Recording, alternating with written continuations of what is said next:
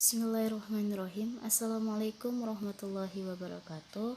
Nama saya Dewi Cecilia Panigoro, S1 Pendidikan IPA jurusan Fisika. Di sini saya akan menjelaskan apa itu populasi ekologi.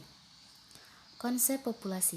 Populasi adalah sekelompok makhluk hidup dengan spesies yang sama yang hidup pada suatu wilayah yang sama dalam kurun waktu yang sama pula.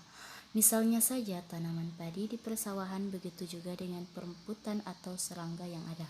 Ahli ekologi memastikan dan menganalisis jumlah dan pertumbuhan dari populasi serta hubungan antara masing-masing spesies dan kondisi lingkungan. Sekelompok individu yang sejenis atau kelompok individu yang berpotensi mengadakan interbreeding dan interaksi sejenis atau satu spesies yang hidup di tempat yang sama pada waktu yang sama.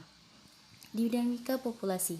Dinamika populasi adalah naik turunnya suatu populasi yang disebabkan oleh berbagai atau faktor-faktor tertentu.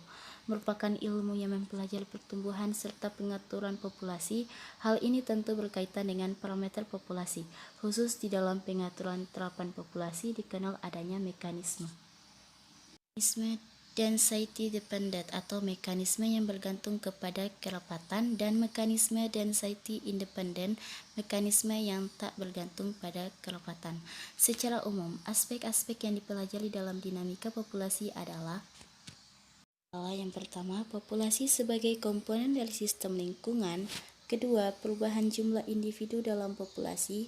Ketiga, tingkat penurunan, peningkatan, penggantian individu dan proses yang menjaga kestabilan jumlah individu dalam populasi. Yang keempat, faktor-faktor yang berpengaruh terhadap perubahan jumlah individu dalam populasi. Selanjutnya ada pola penyebaran populasi.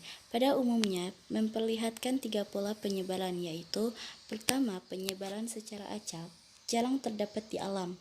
Penyebaran ini biasanya terjadi apabila faktor lingkungan sangat beragam untuk seluruh daerah di mana populasi berada. Selain itu, tidak ada sifat-sifat untuk berkelompok dari organisme tersebut. Dalam tumbuhan ada bentuk-bentuk organ tertentu yang menunjang untuk terjadinya pengelompokan tumbuhan. Kedua, ada penyebaran secara merata, umumnya terdapat pada tumbuhan. Penyebaran semacam ini terjadi apabila ada persaingan yang kuat antara individu-individu dalam populasi tersebut.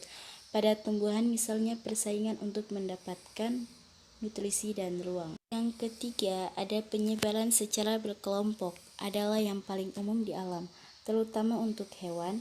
Pengelompokan ini disebabkan oleh berbagai hal. Respon dari organisme terhadap perbedaan habitat secara lokal, respon dari organisme terhadap perubahan cuaca musiman akibat dari cuaca atau proses reproduksi atau regenerasi. Selanjutnya ada struktur umur. Hampir semua populasi memiliki 3 macam bentuk umur secara ekologi. Yang pertama, pra-reproduktif, yang kedua produktif, dan yang ketiga post-produktif.